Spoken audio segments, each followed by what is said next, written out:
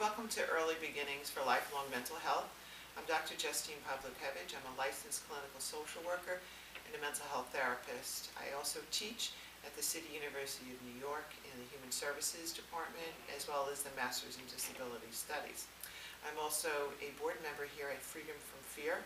We have our website on the screen here. It's www.freedomfromfear.org. Freedom from Fear is a mental health advocacy program, and their website has a lot of good information for children and families, resources, stories, newsletters, polls, you name it. So I really encourage you to go on our website, and we can also be found on Facebook. So let's begin. This is workshop number 1, and we're going to be talking about childhood behavior disorders, basically an overview. So we're going to be looking at these 5 points. What are some common childhood behavioral disorders? How common are they? What's the main difference between them? And why is it important that the caregiver be part of the process? And how can you assist? So that's important. What are the common ones? The most common ones are anxiety, depression, bipolar disorder, schizophrenia, conduct disorder, oppositional defiant disorder, attention deficit hyperactive disorder, and also ADD, which is just attention deficit disorder, eating disorders, and substance abuse. So how common are they? In general, for mental illness in children, about 1 in 5 children have a mental illness. Anxiety is the most common mental health disorder in children, and about 1 to 3 out of every 100 children will have this disorder.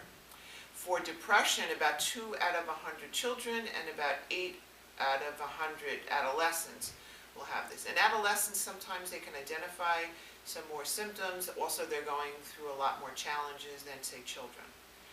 Bipolar disorder affects about 1 in 100 adults. As you know, I don't have the statistics for children because usually we do not diagnose children having bipolar, even though they may have the symptoms. Why? Because sometimes it overlaps with depressive disorders, anxiety, or attention deficits. So sometimes we're not sure, and we're not quick to label a child having bipolar disorder. Conduct disorder affects about 1 to 4 children out of 100, and we're looking at from ages 9 to 17, adolescents. Conduct disorder is similar but different to oppositional defiant disorder, which is about 1 in 6% of children. For attention deficit hyperactivity, about 5 in 100 children will have this disorder. For eating, anorexia affects 1 in 100 to 200 children. Bulimia 1 to 3 out of 100 children. I put females because this disorder affects more females than males, but it will affect males. Substance abuse, we can say that 32% before the age of 13 use some form of alcohol without parental knowledge. And of course, there's certainly other drugs that children will use. So what's the main differences between these disorders? With anxiety, there are a number of anxiety disorders, but the ones that children get most often are panic or anxiety disorders, separation anxiety, social phobia, post-traumatic stress disorder, generalized anxiety disorder. And anxiety disorders are a little different than just having, the nervousness. It's really sometimes can be something very specific. There's also specific phobia, like phobic towards an animal. Sometimes also with the generalized anxiety, someone may be a little bit more nervous than usual. Separation, we have children who have difficulty, say, going to school in the morning. So anxiety is prevalent in children. For depression, there are 2 types of depression. There's major depression and dysthymia, which is a low-level depression. And mainly for depression, what we see is there's a sense of hopelessness, worthlessness, irritability, low self-esteem, sadness, not having pleasure in activities that they once found, very pleasurable. So there's a change, there's a mood change. For bipolar, again, like I said, we don't really diagnose bipolar in children, but what will happen for bipolar is bipolar is 2 spectrums. On one side you have mania symptoms, and on the other you have depressive symptoms. And what will happen is the mood will shift. Sometimes a child will be over verbal, have ideas that are grandiose, that aren't necessarily going to come true. They have sleep disorders, they have insomnia, and then sometimes it will shift to more the depressive symptoms that I mentioned. And sometimes with depression, we can also have suicide thoughts, and then it will shift back again to the mania.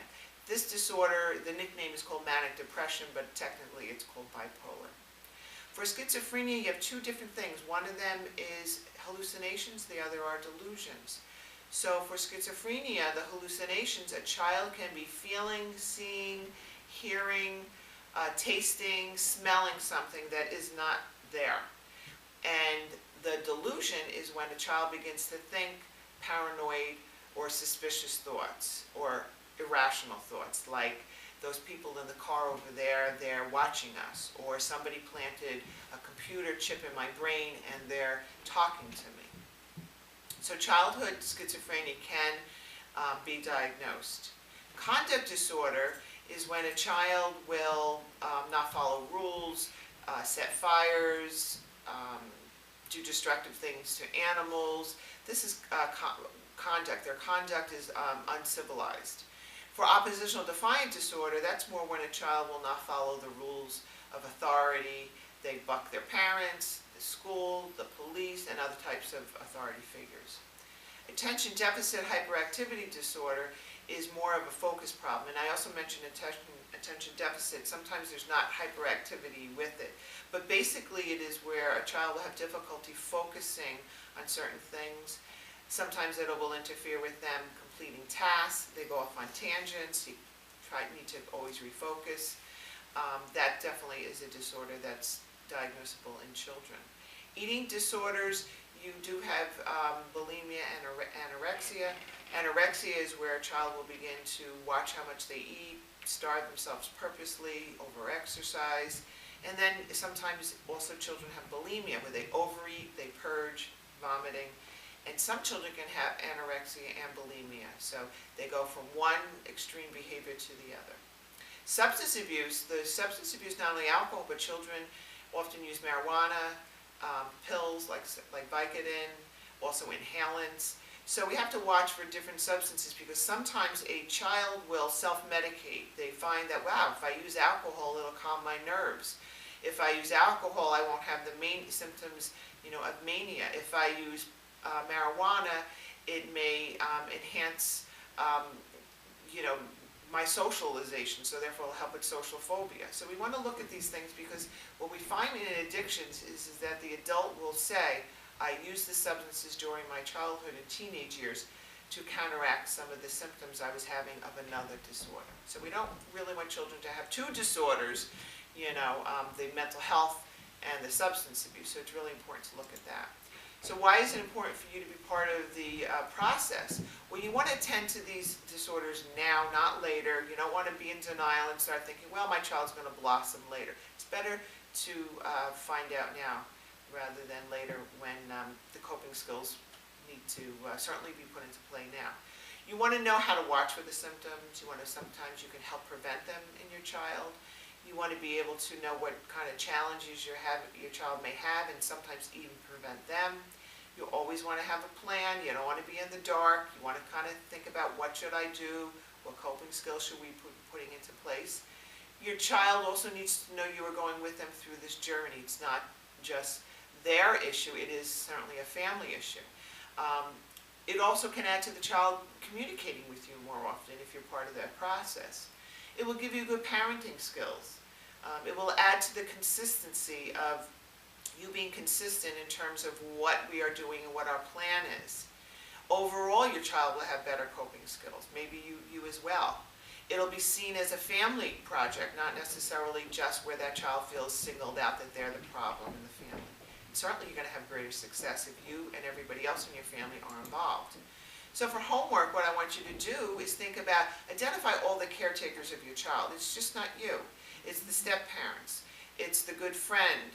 It's the neighbor, the coach, the teacher, your doctor. Okay, so who are all these caregivers? Identify that. Make a list so you know who to maybe talk to about your child.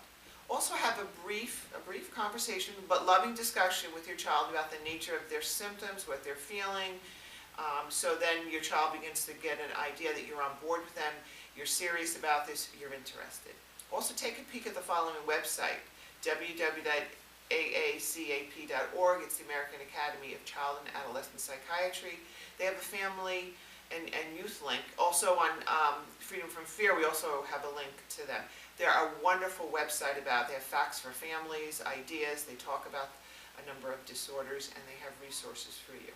So also as homework, go take a peek, just a brief peek, because I know everybody's on the web these days. Take care, and all the best to you and your family. Until I see you again.